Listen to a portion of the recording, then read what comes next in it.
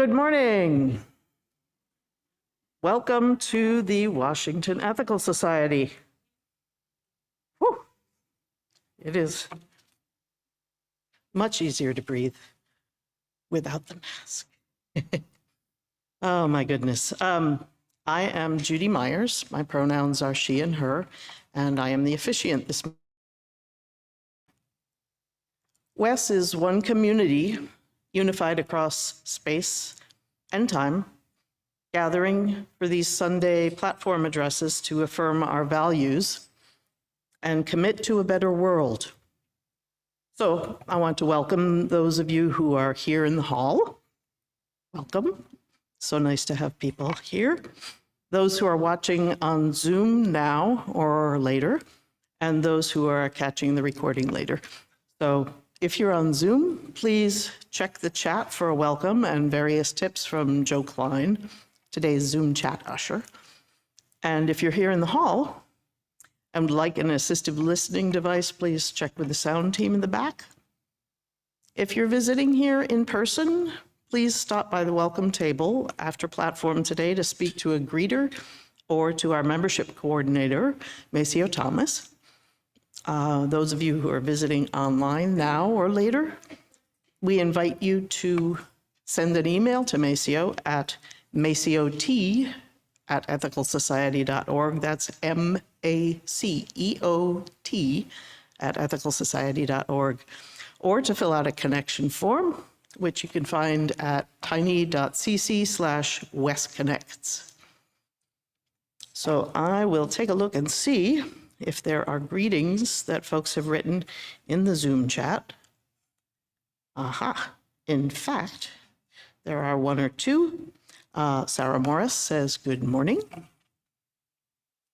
Candace says, hi, Candace, Alexandria. Good morning, says Lorraine France. Joe Klein says, good morning. Laura DeShulio, I think I got it right this time. Good morning. Hannah and Brennan, yay.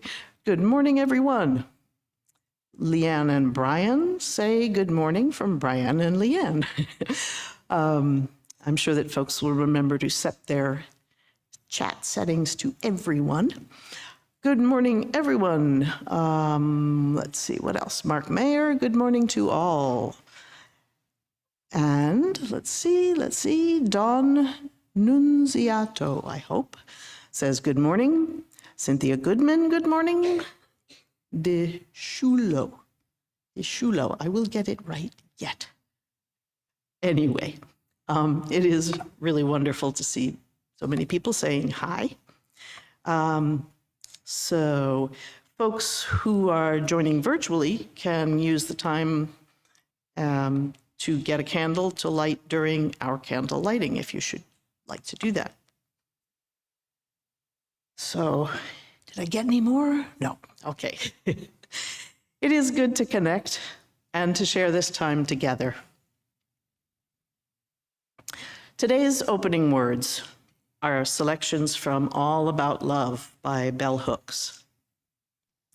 Many of us seek community solely to escape the fear of being alone. Knowing how to be solitary is central to the art of loving. When we can be alone, we can be with others without using them as a means of escape. I am often struck by the dangerous narcissism fostered by spiritual rhetoric that pays so much attention to individual self-improvement and so little to the practice of love within the context of community.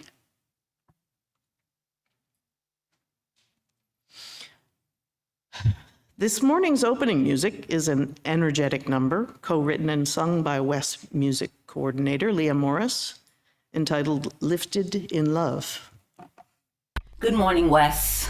Leah Morris here. Good morning, Wes. As always, Leah honored Morris here. by the opportunity As to always, share music honored with you. by the opportunity Doubly to share so music with you. by the removal, by the release removal of the term interim the release from of the title of interim my service from, to Wes. So thank the you title for that of my invitation. service to Wes. So thank you And for I am that also invitation. hopeful And I am that we'll have an also opportunity to hopeful sing together that this we'll have an morning. opportunity to the sing songs together that I'm this sharing. I morning. hope you'll find The some songs that place I'm that sharing, you'll I want to hope you'll sing find or some clap place or that stomp you'll your wanna feet or get sing out of or your clap chair. or stomp Whatever your feet or feels get out of your chair. appropriate in Whatever the moment feels in the music. appropriate in This the song, moment in the Lifted music. in Love, is a This co-write song, between myself Lifted in Love, is and a a person co-write named between Colin myself Karish, who I've never met and a person in named Colin flesh, Karish, who but who I've never sent me a met poem in after flesh, walking but the who woods sent one me a day and poem asked after if I walking thought the woods one day there and was asked space for this if to I become thought a song. there was space for this to And, become a reading song. the words, And, feeling the rhythm, this is reading the the song that words. came through.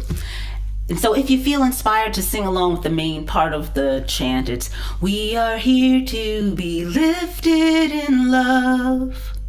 Another place that might feel like an invitation is when I sing "Lifted."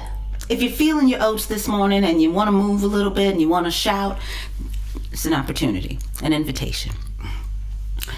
We are here to be lifted in love. Look at the sky, it tells us that we are here to be lifted in love. Look at the seas, it tells us we're here to be lifted in love, to listen to love as a flower raises its face to the sun. We are all one, here to be lifted in grace and love. We are here to be lifted in love. Look at the sky, it tells us lifted. We are here to be lifted in love. Look at the sea as it tells us lifted. We're here to be lifted in love, to listen to love as a flower raises its face to the sun. We are all one, here to be lifted in grace and love. Lifted, we are here to be lifted in love. Look at the sky, it tells us lifted.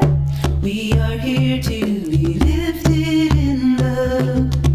Look at the trees, they tell us lifted. We're here to be lifted in love, to listen to love as the children raise all their faces to the sun. We are all one, here to be lifted in grace and love. Lifted.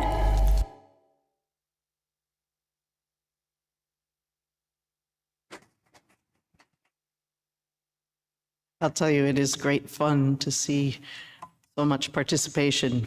And I'm sure that Leah will be very gratified to know that we had some good lifting there.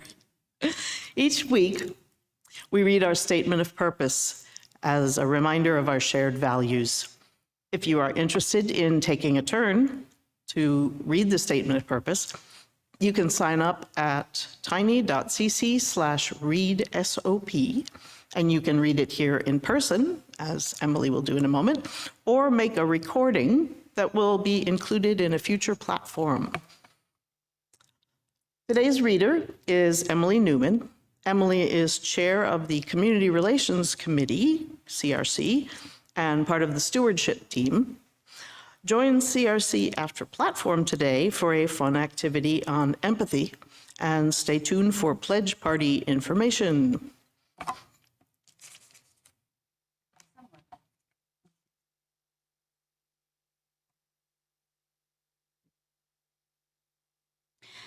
The Washington Ethical Society is a humanistic congregation that affirms the worth of every person. We strive through our relationships to elicit the best in the human spirit. With faith in human goodness, we appreciate each person's unique capacities. We joyfully celebrate together and support each other through life. We nurture a sense of reverence and responsibility for each other and the earth. We invite you to join our community of children and adults as we work for a world where love and justice cross all borders. Thank you, Emily. As Emily lights our community candle, I invite those of you with candles at home to light yours, and for everyone to join me in our candle lighting words. Kindle within us the warmth of compassion, the light of understanding, and the fire of commitment to build a brighter future for all.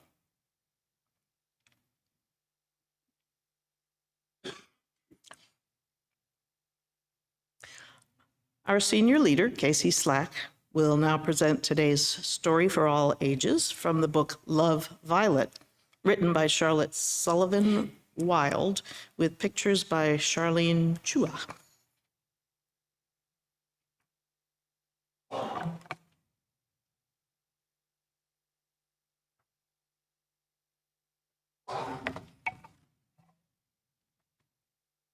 Thanks, Judy. Hey, everybody. It's been a minute. You can see the images for our story today up on your screens.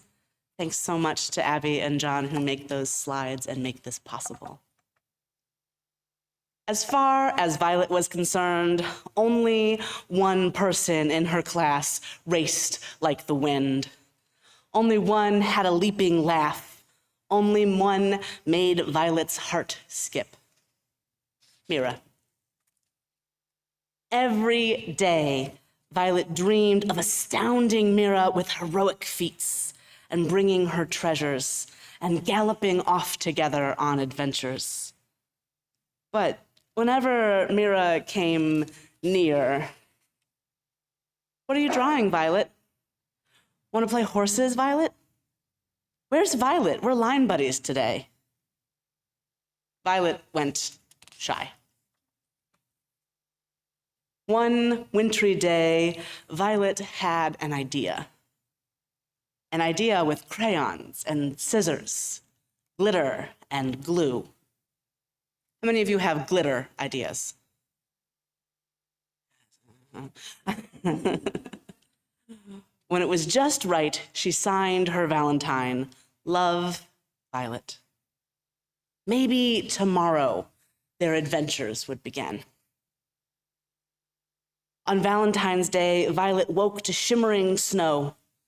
On went her boots and lucky cowgirl hat, and under the hat went Violet's surprise. As Violet kicked through the snow to school, Carlos asked, "Did everybody bring Valentines?" "I bet you made a special one for someone," teased Jade. "Ew, did not," cried Carlos. "Violet, did you?" Violet blushed hot. "I gotta go."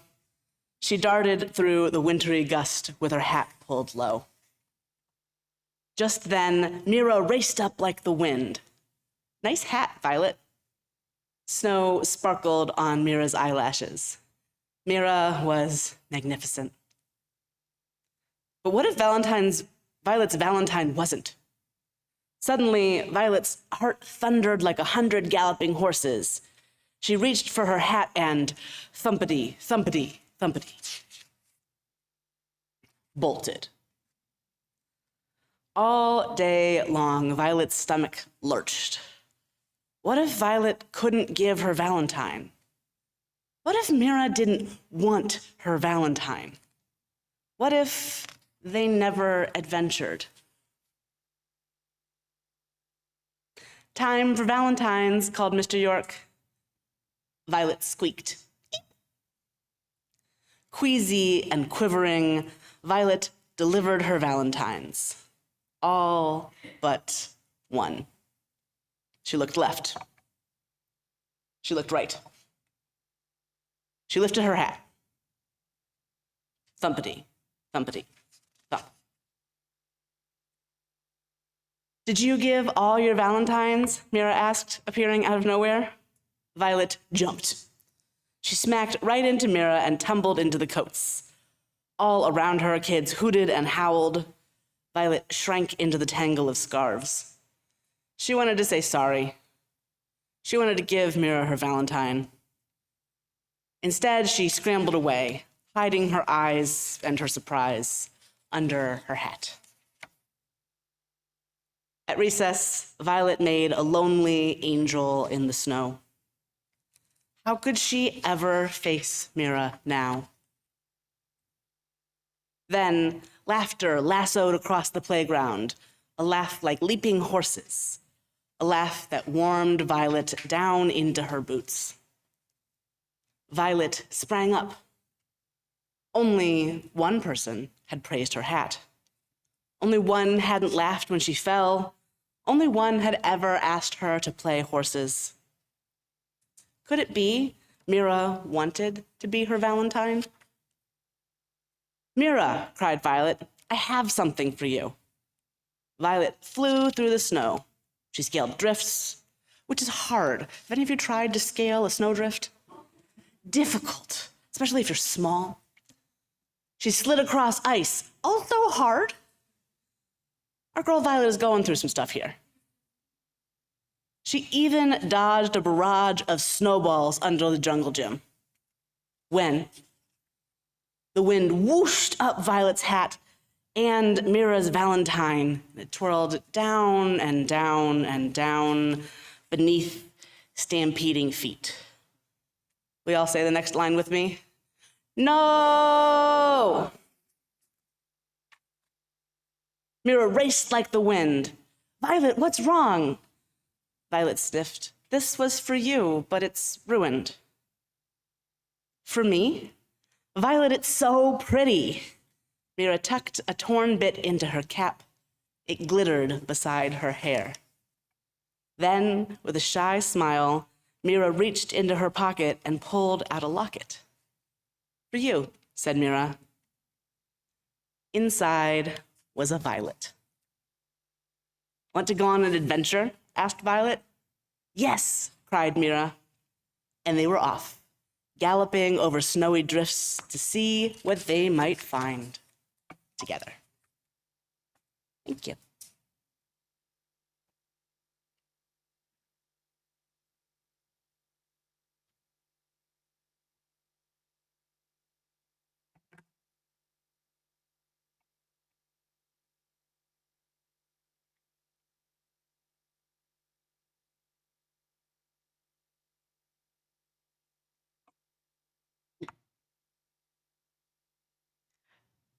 Let us enter now into the centering time of our platform.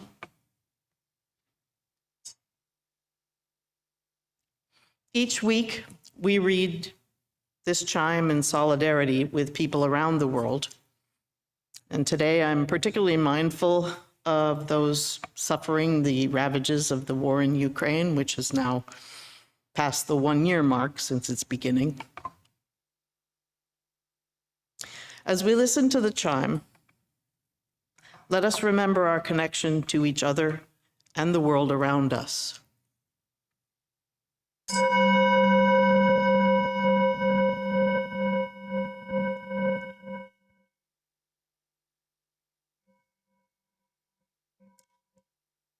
Let us open our hearts to compassion for those who suffer.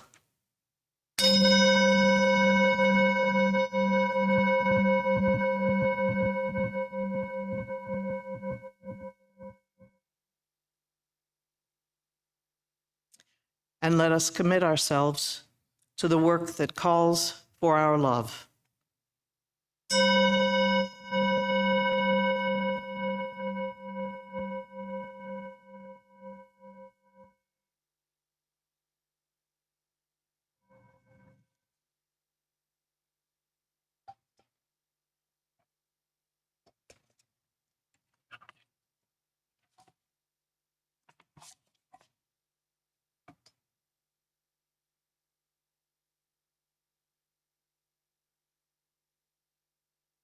I invite you to get comfortable in your seat.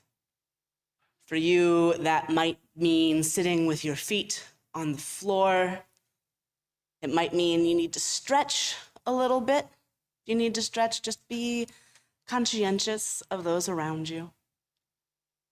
Maybe you need a big, deep breath.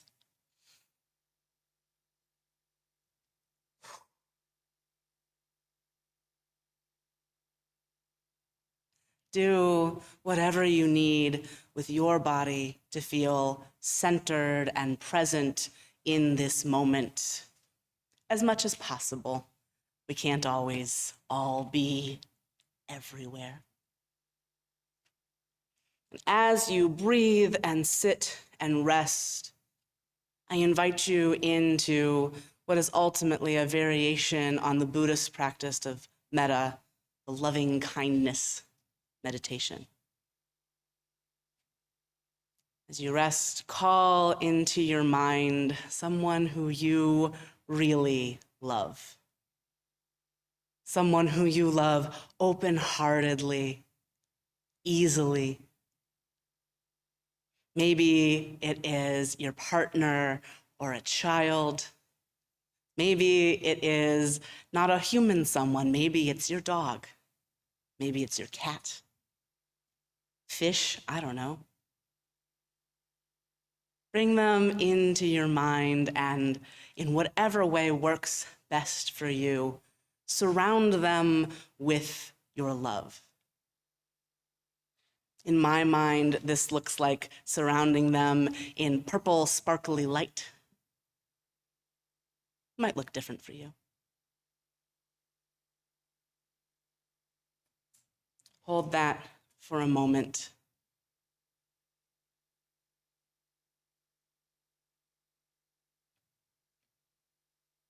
And let it go. Bring into your mind yourself. Whatever your internal picture of you looks like. I'll be honest, mine often looks like a small blue mouse puppet. Bring yourself, however you are in your own mind, into a picture as much as you can. And give that being, in all of its complexities and difficulties, all of the fine-grained detail you know from living with yourself every minute of every day. That same love that you extended to the last being you thought of. Wrap that purple sparkly light, whatever it looks like for you, around it. Give yourself, for at least a moment, the kind of care that feels easy to give to someone else.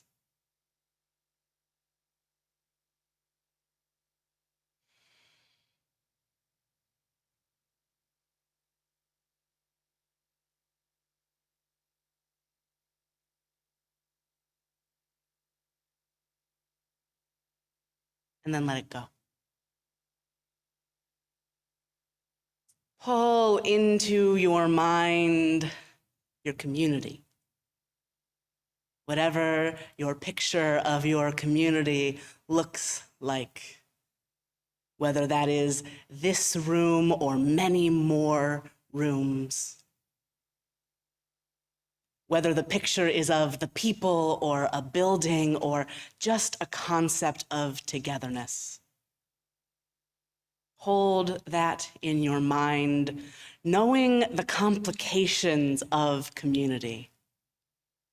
Knowing that no two people ever agree fully, and certainly no 20, 40, 50, 60, 100, 277 ever agree fully.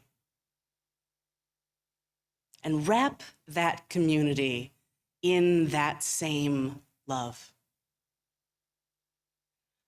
Let it get all into the contours of that community, the places where it is hard to be together. the places where we struggle with our own need to be right, with other people's behaviors that can be confusing, infuriating. Give all of that love and hold it for a moment.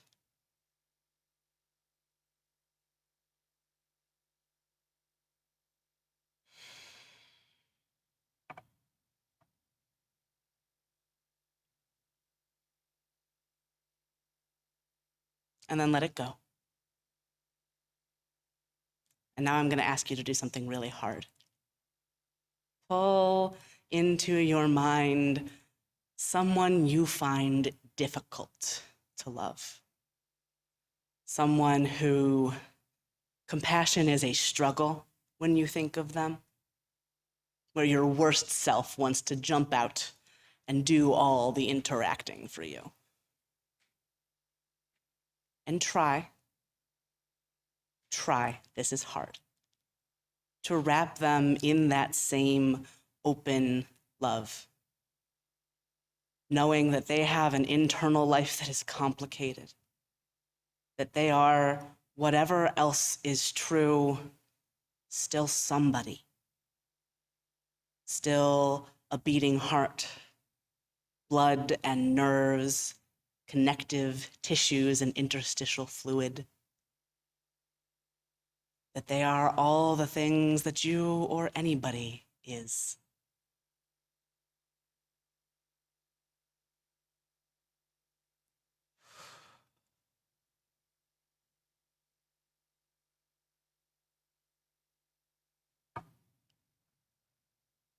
That one is a stretch. And let it go. And then, finally, if you can, imagine this whole world full of people and things and creatures, billions of humans and many times more insects, fish and plants and flowers and trees and mammals and snakes. The things you think are the most beautiful and the things you think are the ugliest. The people who are not on our planet, but are instead orbiting just around. And spread that love energy that you have been imagining out around the planet, big enough to fit the International Space Station in it. Maybe the whole orbit of the moon around our planet, filled with what is for me still purple, sparkly light. A planet that needs care, that is broken and hurting, that has been damaged. People that need care, that are complicated and beautiful and terrible and wonderful. Try to hold that whole messy, beautiful ball in love for just a moment.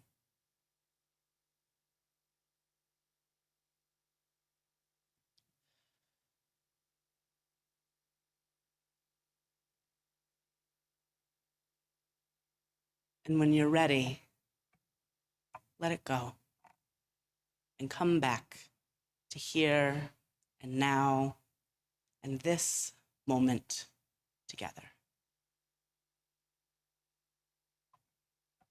Thank you.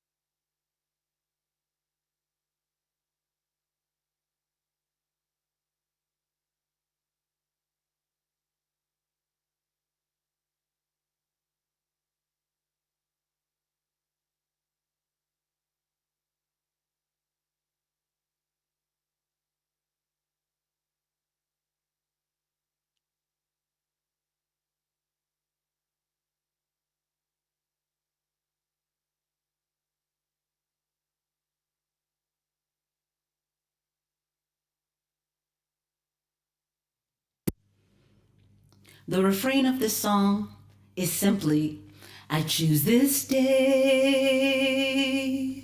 I choose this day. I choose this day. I choose this day to be one with love. I choose this day. I choose this day. I choose this day. I choose this day to be one with love. I choose this day. I choose this day. I choose this day.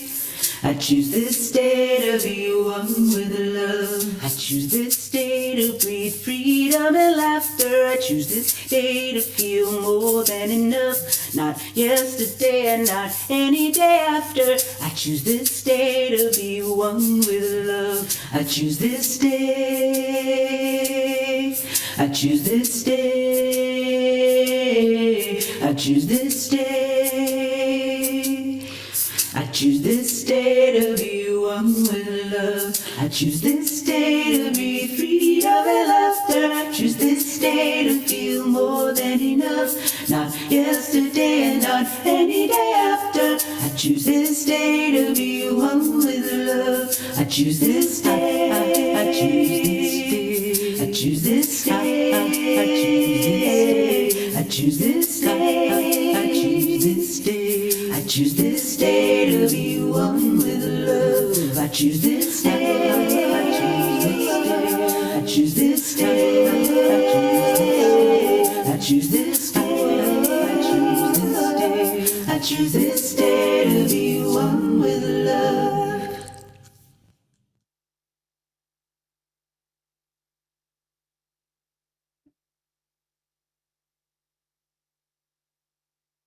Today's reading is Neil Gaiman's Poem for a Friend's Marriage.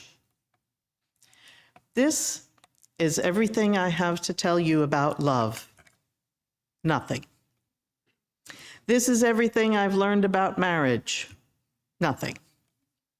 Only that the world out there is complicated, and there are beasts in the night, and delight, and pain, and the only thing that makes it okay sometimes is to reach out a hand in the darkness and find another hand to squeeze and not be alone. It's not the kisses, or never just the kisses, it's what they mean. Somebody's got your back. Somebody knows your worst self and somehow doesn't want to rescue you or send for the army to rescue them. It's not two broken halves becoming one. It's the light from a distant lighthouse bringing you both safely home, because home is wherever you are both together. So this is everything I have to tell you about love and marriage. Nothing. Like a book without pages or a forest without trees, because there are things you cannot know before you experience them, because no study can prepare you for the joys or the trials, because nobody else's love, nobody else's marriage is like yours, and it's a road you can only learn by walking it, a dance you cannot be taught, a song that did not exist before you began together to sing. And because in the darkness, you will reach out a hand, not knowing for certain if someone else is even there, and your hands will meet, and then neither of you will ever need to be alone again. And that's all I know about love.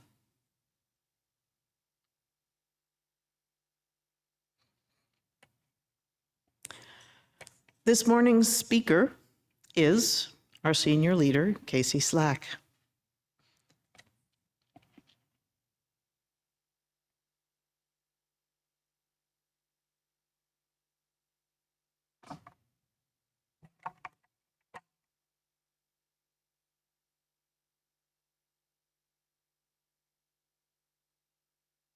Thank you, Judy.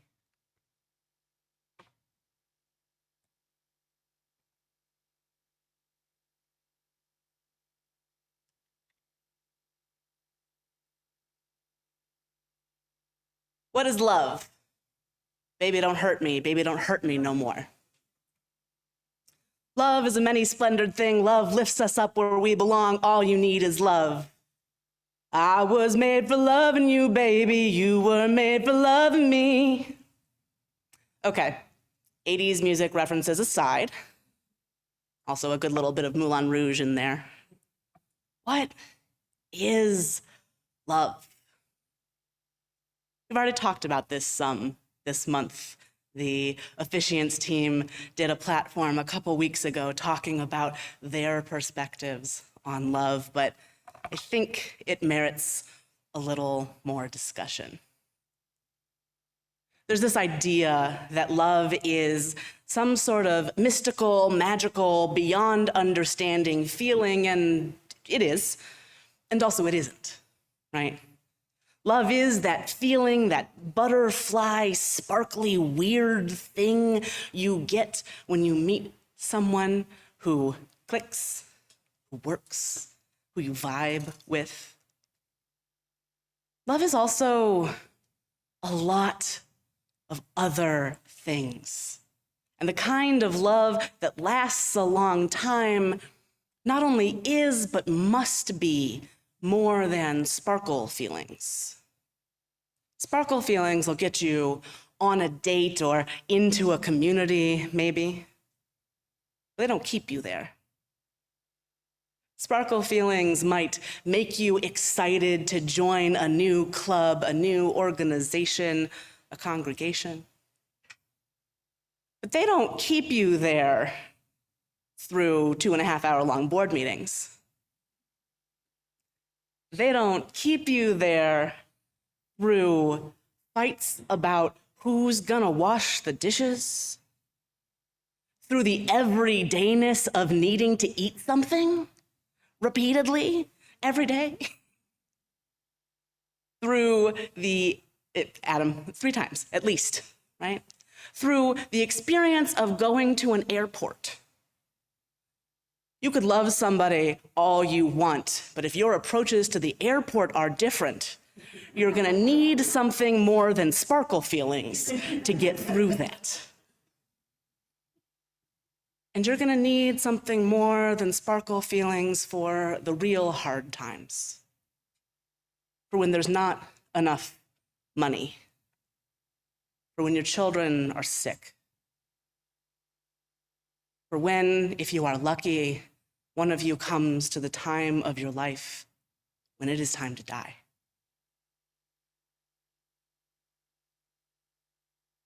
Love is a lot of things, and some of them are sparkly and fun and cool to write a pop song about. And most of them are hard or mundane or simply a matter of commitment. Is my contention now, and you have heard before, that love is a commitment to caring. That you get into love most often through sparkle feelings. I get into love most often through sparkle feelings. But then something else clicks in. A commitment to a person, to a community, to the world. Whoa, if you want to be in love with the world, you're gonna need something more than sparkle feelings. Because the world does not provide you with sparkle feelings as often as you might like for it to. And though it does have miracles, things I will call miracles, trees, plants, a snail is a miracle. Beautiful little things that can give you the sparkle feelings, it also has. Snow in Los Angeles yesterday. 80-degree weather in Washington, D.C., while it was beginning to snow in San Francisco. It's also just crawling with humans. And as much as I love humans, boy, are we complicated. This is a rough set of creatures. It turns out when molecules vibrate hard enough, they get really haunted.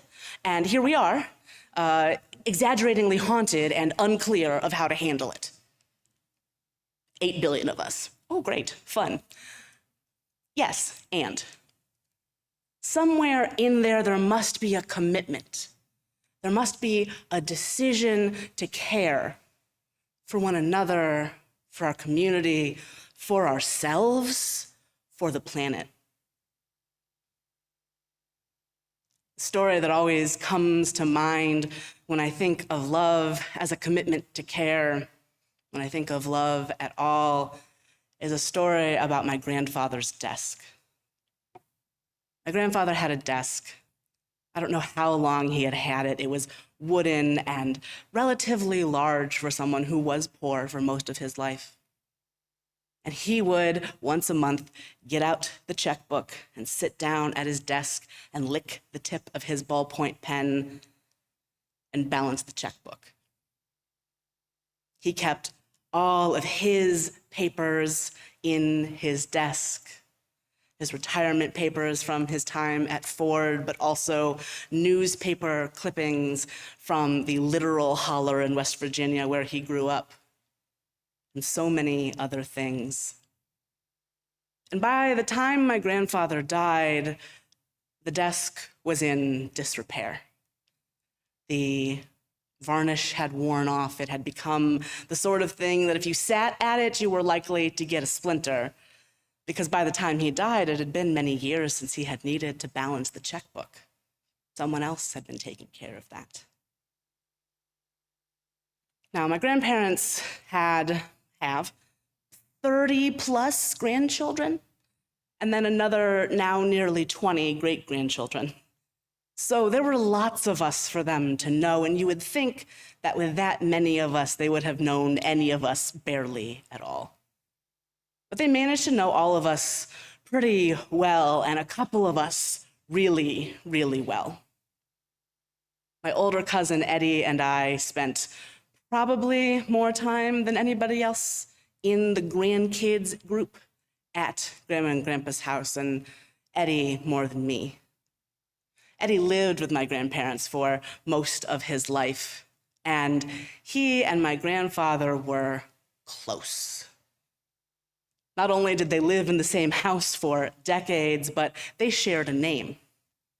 So much so that often mail came to the house that was for one of them, but had the other's Social Security number attached to it, because one of them wasn't Junior, because there was another person in between, literally the same name.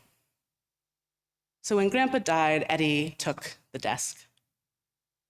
It would have been really easy to just be like, oh, this is old, it's splintery, we can get rid of this. But Eddie didn't. Eddie took the desk into his garage and he sanded it down.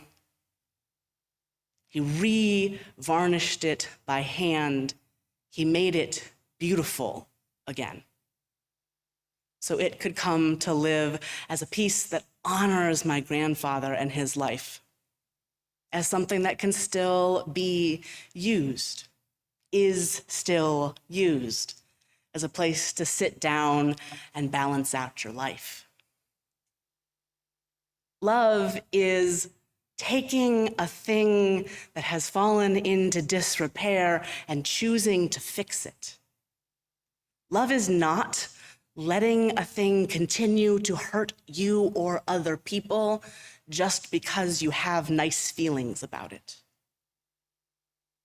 Love is a commitment to care.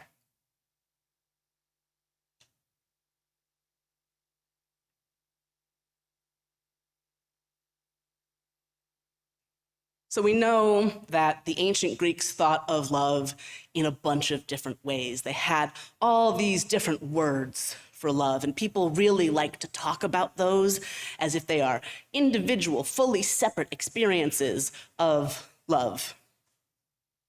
I don't tend to agree with them being fully separate, but it can be useful to think about all the different ways that you love, right?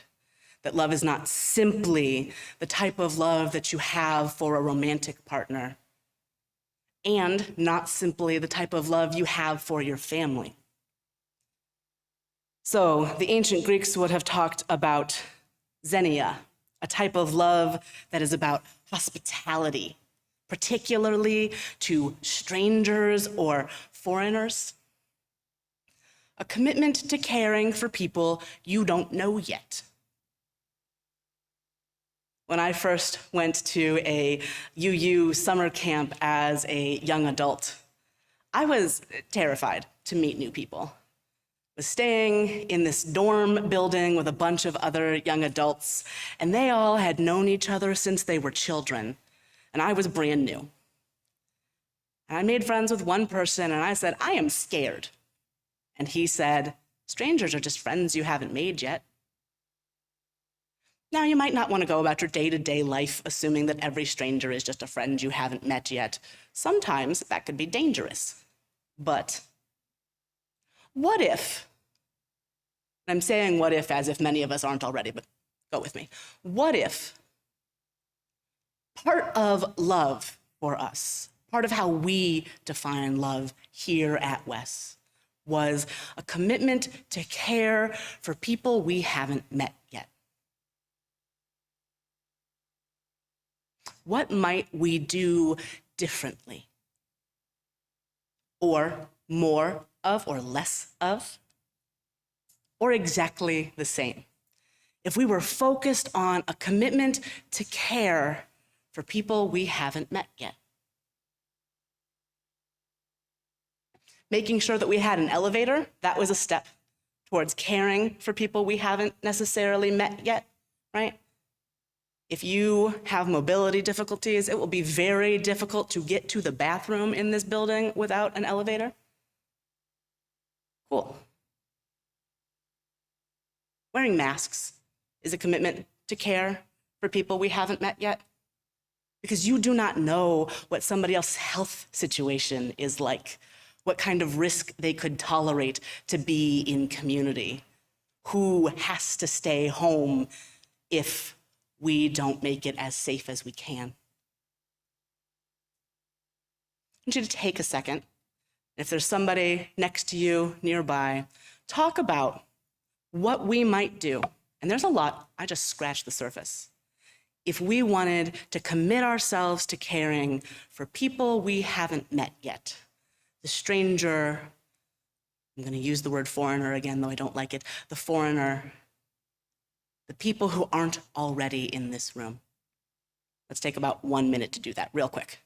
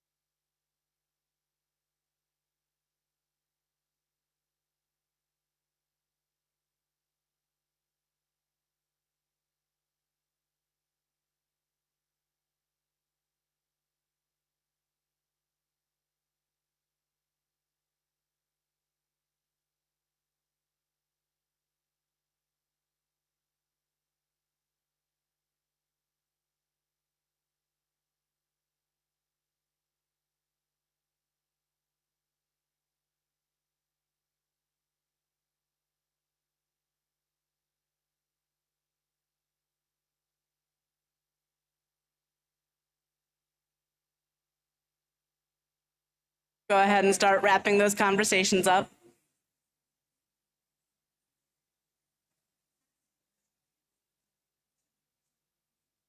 Okay.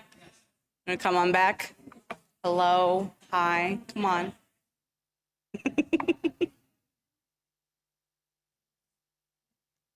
I hope that those conversations were fruitful and interesting, and I would love to hear later, maybe in our response period and maybe in the hallway or in an email, about something that you thought about together. Another one of those Greek words for a type of love, one that I think gets misused a lot in our culture, is eros. Eros, we usually hear in the context of the word erotic, love mostly of sexual passion. Now, I think that that's like a weird definition of eros in the first place. Eros is a little more about pleasure than about sex, but I see where you would get the two wrapped up in each other. Now, what does it mean to commit to caring for pleasure? That is pretty remarkably countercultural in this context, right? In the US, we are encouraged to consume, we are encouraged to excess, but we're not really encouraged to enjoy. We're not really encouraged to be in our bodies in the way that I think Eros speaks to. You can see this some in our food culture. It's actually a really visible place, right? Europeans, for example, but almost everybody else on the planet, takes time to go to lunch. We eat at our desks while doing other things. I do this. I eat at my desk in that office while typing emails to you. I should stop, I'm trying. We are rushed through. Right? Are you familiar with the product Soylent? Yeah, so Soylent is a meal replacement smoothie shake thing. It's kind of gross in my experience, but it's interesting to me from a couple of perspectives. One, which is a throwaway, Soylent, a name, comes from Soylent Green, the end result of which is Soylent Green is people. Weird, but that is not my point here, weird as though it may be. Soylent's whole marketing campaign is wrapped around, hey, isn't it irritating having to eat? Couldn't you be more productive if you didn't eat? It's not the only such product. There are others that have popped up with at least less terrifying names, but this idea, right, that it is irritating to have to eat. Now, it is irritating to, again, 3 times a day have to decide what you're going to eat every day for the rest of your life.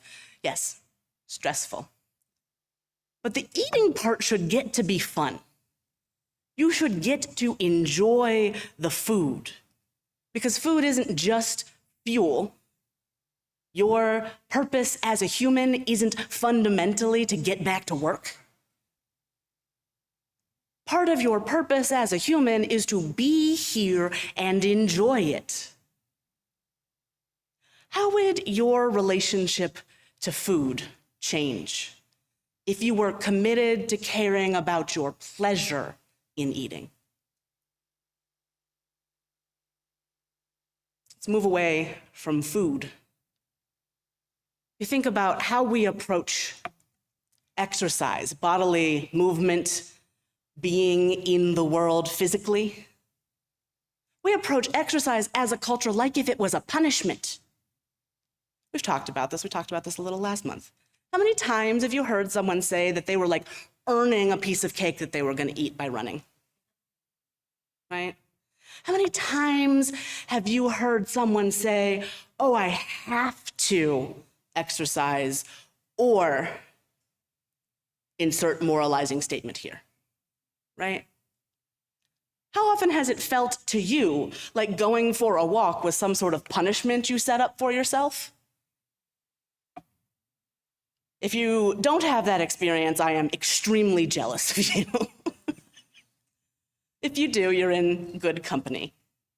It is common in the world that we live in to think about exercise, to think about engaging in physical activity as if it was a punishment that you got for your body's capacity to hold on to fat. Weird. A weird way to approach being in a body. A way that is really focused on what can your body do, right? This is one of those places where we get linked into disability justice, right? If your body can't do the things that the culture says it should be able to do, if you cannot physically run up a flight of stairs, which, wow, then, well, you know, you're a little bit less than. How many times have you applied for an office job that wanted to know if you could lift 50 pounds or more?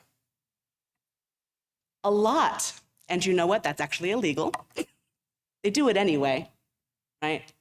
It's their way of getting around ADA requirements that say that you should, hire disabled people.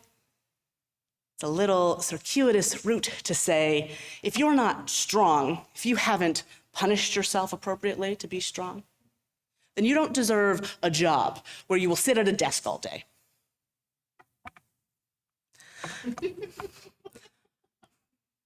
I know I over-rely on these pauses, but sometimes I really don't know what to say. Sometimes there is nothing to do but look at you and together wonder about this world that we have come to inhabit. Strange.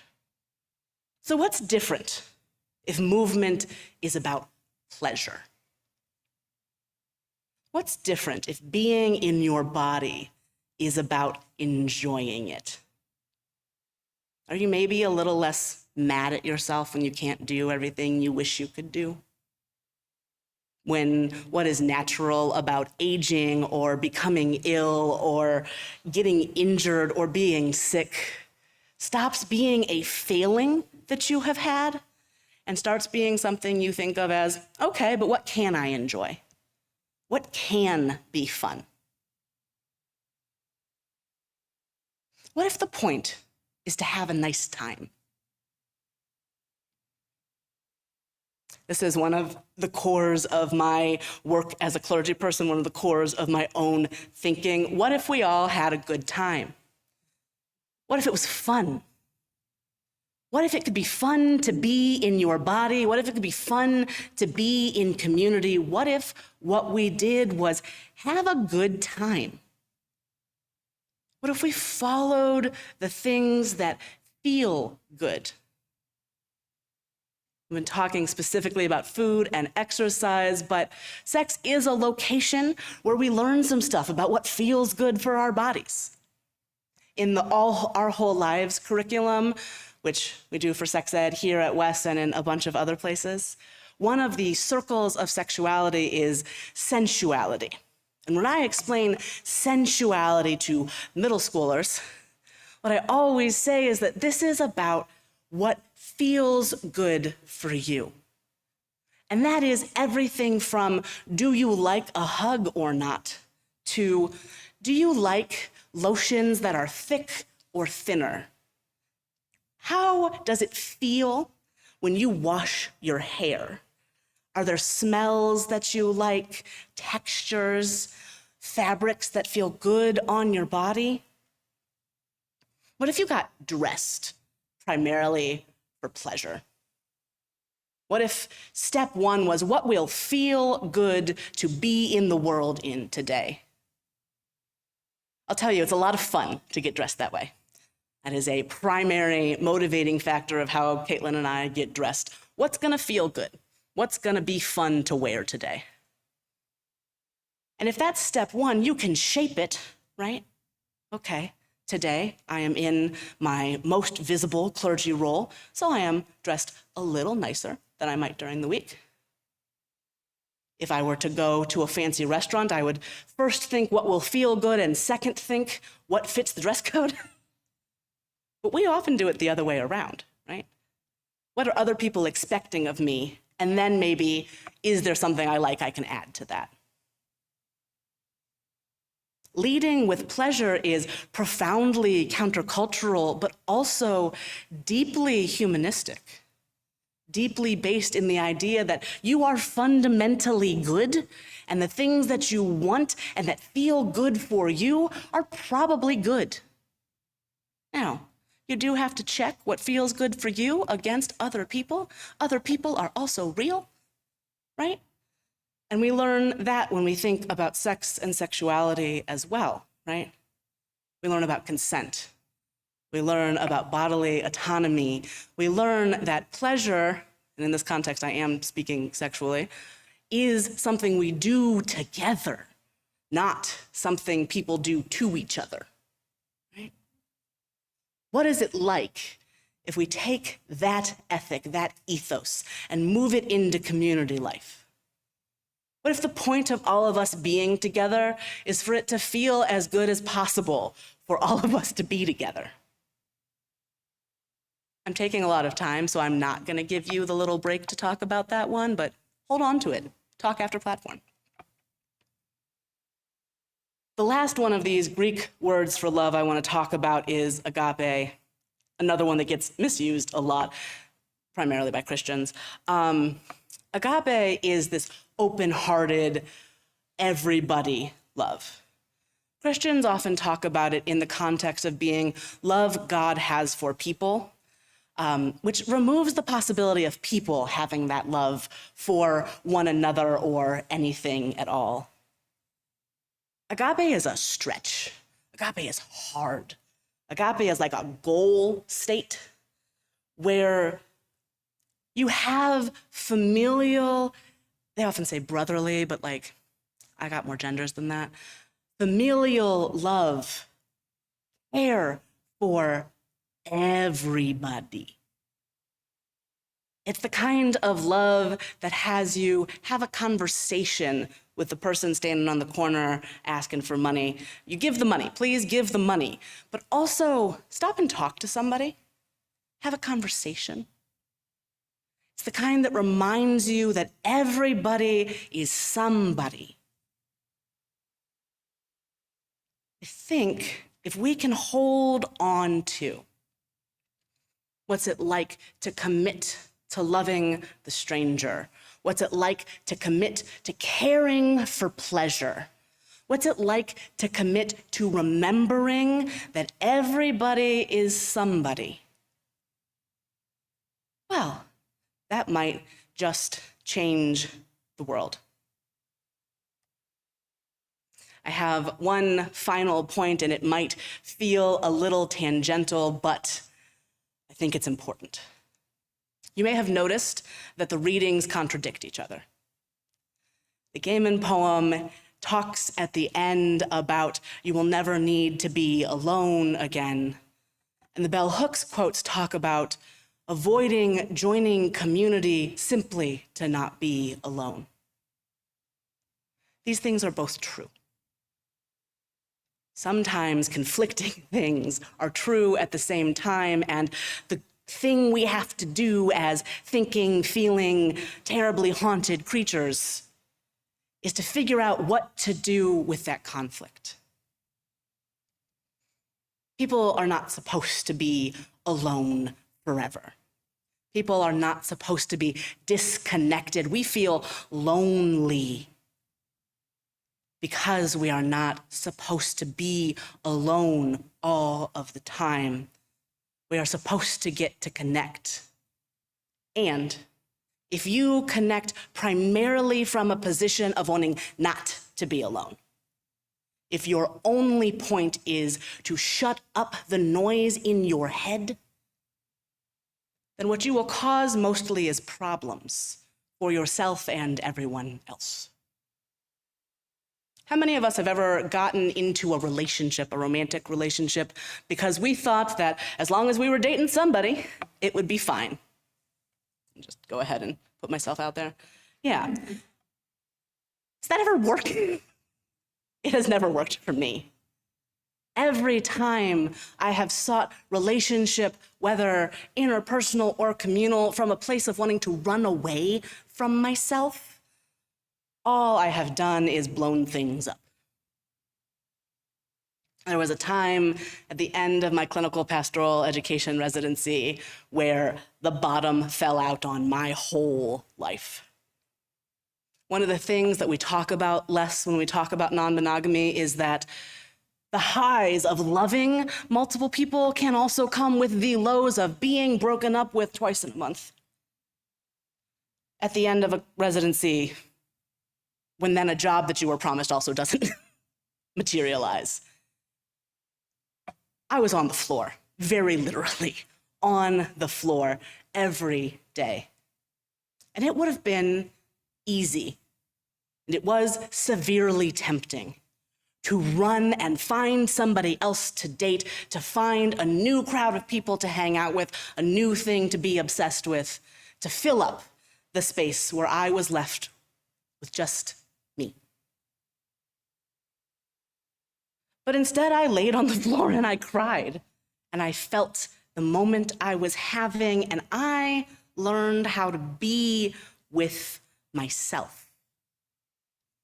I saw where I was in my relationships running from being alone with my thoughts. I was in my career running away from being alone with my thoughts. I haven't done that since then. I don't seek out people or positions or community to fill a hole. I know that I am whole by myself, that I am one person among many, and though I do not deserve loneliness or shame, I also do not need to be completed by anyone else. So love must also be a commitment to caring for yourself, not to self-focus that is out of control, which you might actually call selfishness, not to self-centeredness or an insistence that your positions are always the right ones. We are all wrong sometimes. But a real dedication to loving yourself in your worst moments, to listening to what is happening in your head and caring for it appropriately. Whether appropriately is crying on the floor or making sure that you call a therapist or going and being in nature, there are a lot of appropriate responses. But love must be for you too, or it will always be shaky and volatile and prone to dramatic fracture. So I leave you with that. Love for the stranger, care for pleasure, commitment to the whole, and care, love, deep commitment to the self, a whole person, no matter what you've been told. Thank you.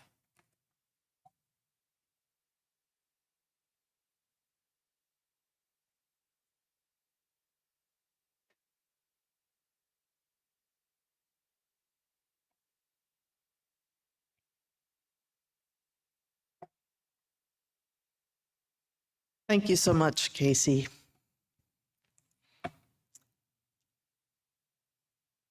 In a few minutes, we will have our community sharing time when you can write into the chat or share in person about what resonated with you in this platform.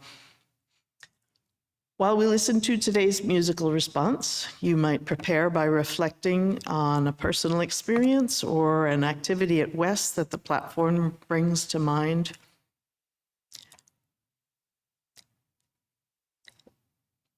We have today's musical response is called Love Looks Like.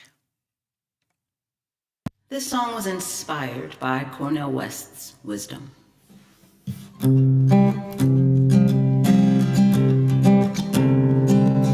If you're longing for love, it looks like kindness. If you're longing for love, it looks like kindness. You can't find the love. Whoa, if you're longing for it. If you're longing for love, it looks like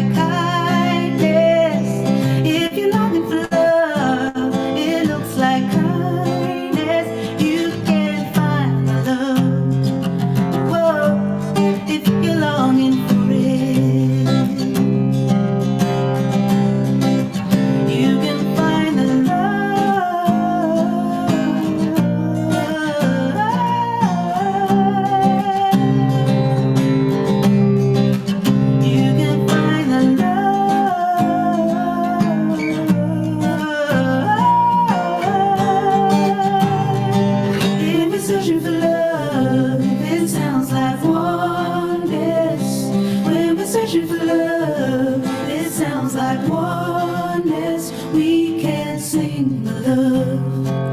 Whoa, when we're searching for it. When we're searching for love, it sounds like oneness. When we're searching for love, it sounds like oneness. We can sing the love.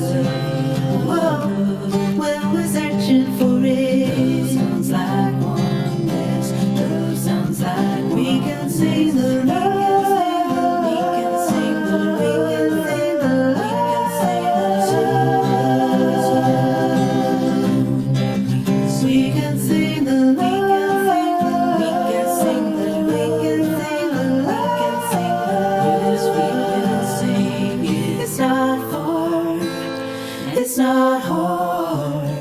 Let it be where you are. It's not hard.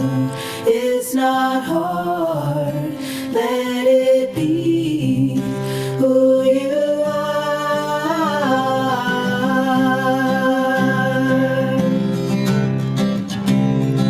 If you're hungry for love, it looks like justice. If you're hungry for love, it looks like justice. You can find the love. Whoa, get committed to it. When you're hungry for love, it looks like justice. When you're hungry for love, it looks like justice. We can live the love. Whoa, get committed to it. Looks like justice. Love looks like we can live the love. We can live the. We can live the.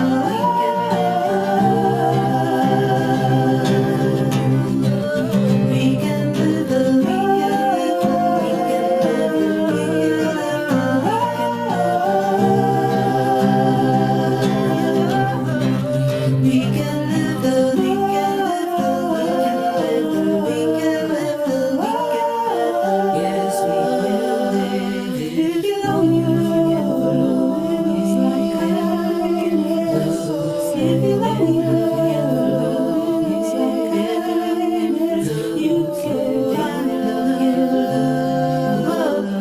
If you're searching for it, love looks like kindness. Love looks like kindness. Love looks like kindness. Love looks like kindness.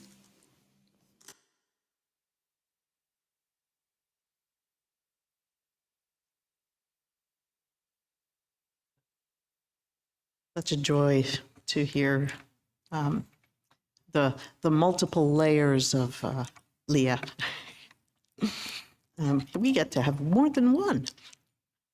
So this is the time when we add our own voices to the morning, sharing our reflections on the platform or what resonates with our own personal experience. For our online participants, I invite you to share in the Zoom chat or in the comments if you're watching the recording later. If you're here in person, you can come to the microphone here on the floor and share your brief comments so that others may also share. And I'll start by seeing what there may be in the chat. So Kristen says, on behalf to Leah, we are so fortunate to have you touching our community with your love, your talent, your creativity, your wisdom. Once again, you brought tears to my eyes. Thank you deeply for the music. And she says, love the butterflies. A comment that was made in the chat when folks were talking amongst themselves here in the hall, from Sue Smith. We would work on immigration reform if we could really appreciate that each of us is an important human. So Patty says also, commitment to caring for people you haven't met yet resonated with me, along with the idea of loving yourself in your worst moments. Wrap up the dilemma of being alive, indeed. So we'll turn our attention to commenters in the hall. Please begin by saying your name and share your pronouns if you'd like. And please be sure to keep your comments brief, perhaps no more than a minute or two, and so others can also have an opportunity to share. Hi, I'm Abby. My pronouns are she, her, and I love the whole platform, but I wanted to share that when you were talking about appreciation of, about Eros, food, beauty around you, it connected for me at least a year ago. Lynn shared a platform based on the book Braiding Sweetgrass, which has become very important to me. And one of the concepts in that book is that every living being in the community of living beings on Earth has a particular role to play. And the special role that humans have that other beings do not have is to bring appreciation and gratitude. And so for me, it's helpful to think that when I am looking at this forest and feeling its beauty deeply, and of course you feel it most deeply when you think of all the things that had to come together to put this delicious food on your plate or preserve this forest, that I am bringing to the world what I have to give.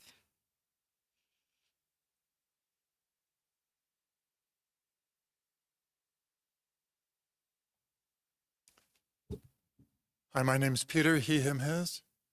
So as I was beginning to become a humanist, my children were just being born. And so I was very concerned about what would I tell them. And so during this time, I wrote what I call a humanist creed. And there's the statements in it are not the statements that existed in other literature. There's slightly different statements. There's statements that, to my way of thinking, really did a better job of stating what it was. And one of those statements has always been puzzling because I've sat back and said, well, wait a minute, this statement is completely self-contradictory. And so I was very much related to one of the points that Casey was making. And then when they were talking about agape, I said, you know what, this one statement is actually my statement of agape love, and that is, I want to make peace, democracy, and well-being in the world while respecting the freedom of people everywhere. It's totally self-contradictory. You can't do all those things all at once. No way. All right, well, at any rate, thank you.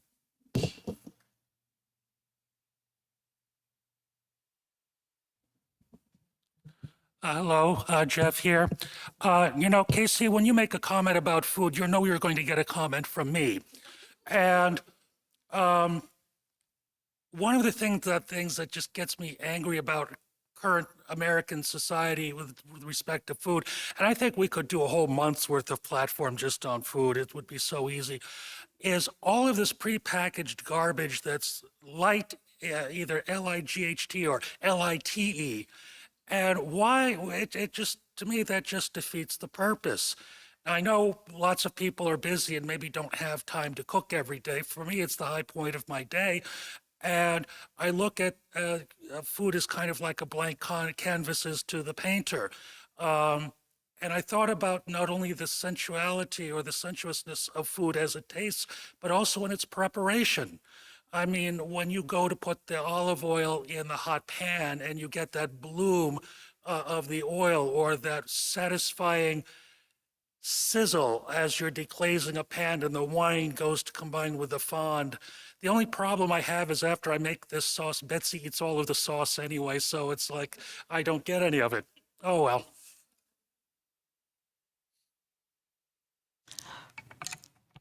Thank you for all of the comments. I'm looking to see if by chance there are more comments in Zoom. I think not. So Emily has.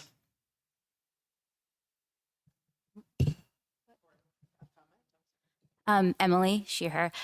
In the discussion time, one of the thoughts that I shared was potentially having sign language interpreters.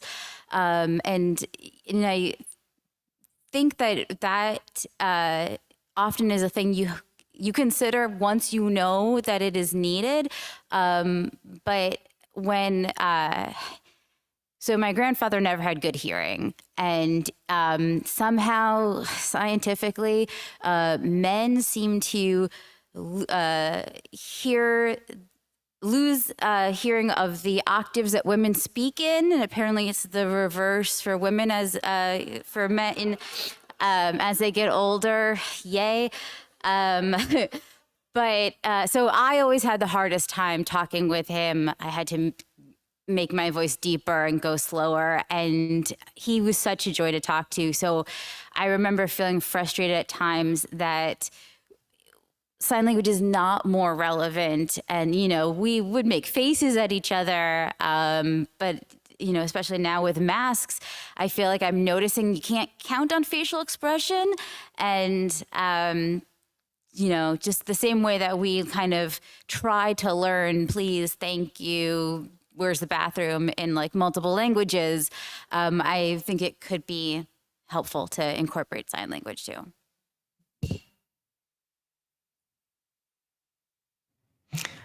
Thank you. And there is one more comment in the chat from Cynthia Goodman.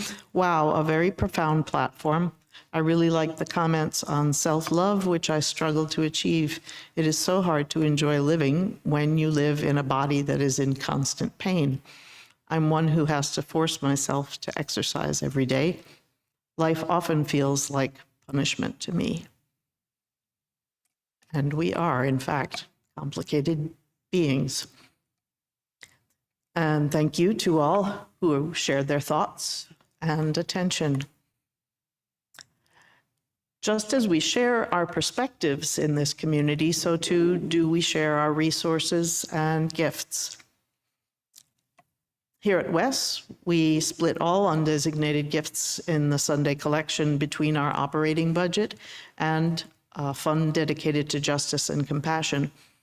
This week, as last, in honor of the work of Global Connections team and in solidarity with the people of El Rodeo and El Salvador in general, we're sharing half of the offering with the Santa Marta Legal Defense Fund. That's that fund that supports the defense of 5 community leaders and anti-mining activists who have been arrested by the Salvadoran government on charges of involvement with an alleged murder from 31 years ago. They're imprisoned without beds. They're sleeping on pieces of cardboard laid on a concrete floor, without access to medicines or family members, and with only 5 minutes a day to speak with their lawyer. And a Salvadoran court has said they will remain in prison for at least 6 months while an investigation proceeds. So let us take a moment to prepare to respond to the invitation to generosity. For those who are able to respond, we offer several options. And as noted on the screen, the number to give by text is 202-335-1885. And you can donate online via tiny.cc/wesgives or by clicking on Give on our website at ethicalsociety.org. You can place cash or a check in the basket at the back of the hall or on your way out. And you can always mail a check. People do still do that. So thank you for your generosity, and we will now receive your gifts and more gifts of music.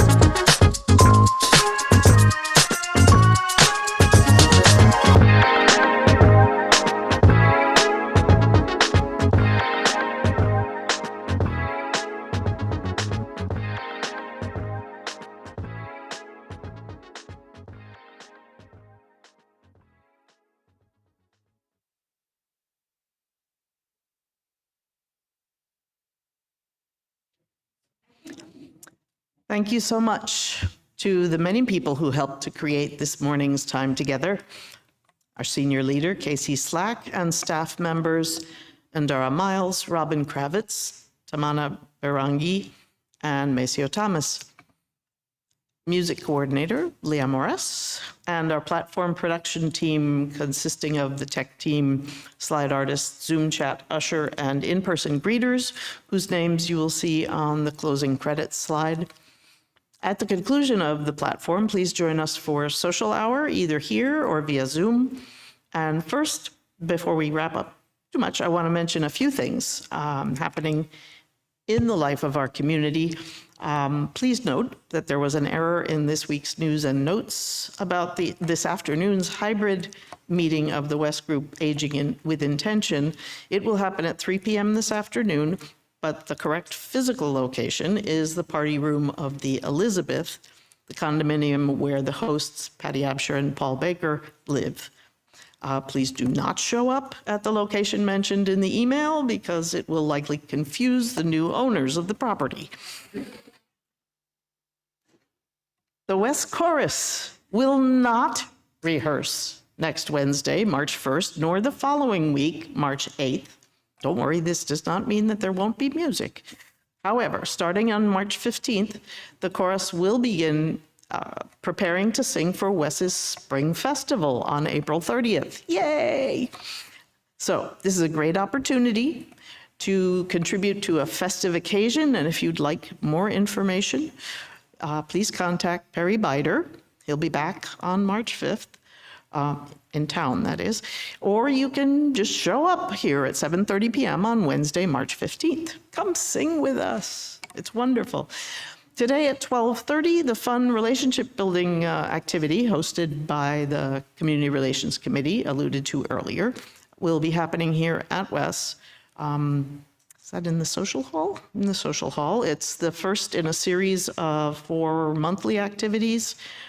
This month's is on empathetic listening. And the Wes at Work co-working space is now available in the social hall every weekday from 9 to 5 for people who are working remotely but would like to take a break from looking at the same 4 walls at home or wherever that is. If you're available to take a turn volunteering as a host for this, please see Thursday's news and notes for the link to the Sign Up Genius page. And that's all I can fit in here.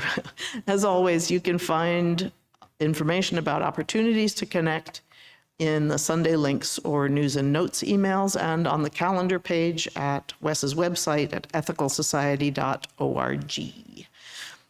Thank you all for being part of Platform today, whether in person, via Zoom, or watching later.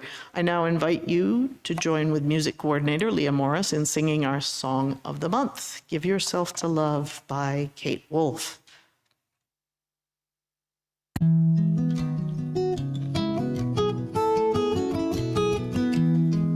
Kind friends all gathered round, there's something I would say, that what brings us together here has blessed us all today.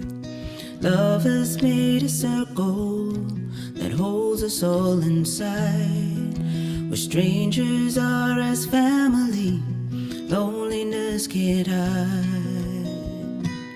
You must give yourself to love, if love is what you're after.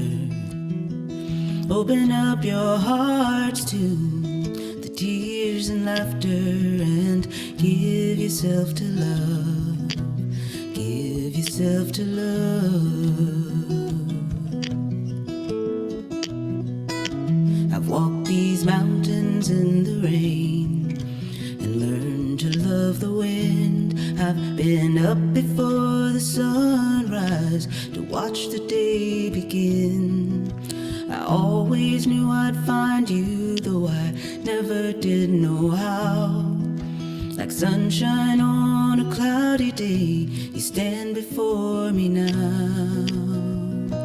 So give yourself to love, if love is what you're after. Open up your hearts to the tears and laughter and give yourself to love. Give yourself to love.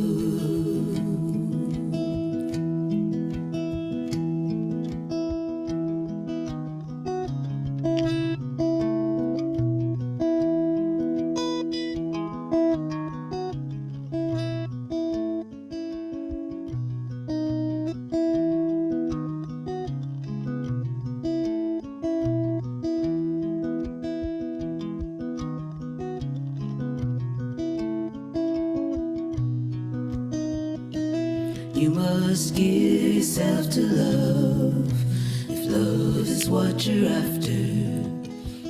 Open up your hearts to the tears and laughter and give yourself to love. Give yourself to love.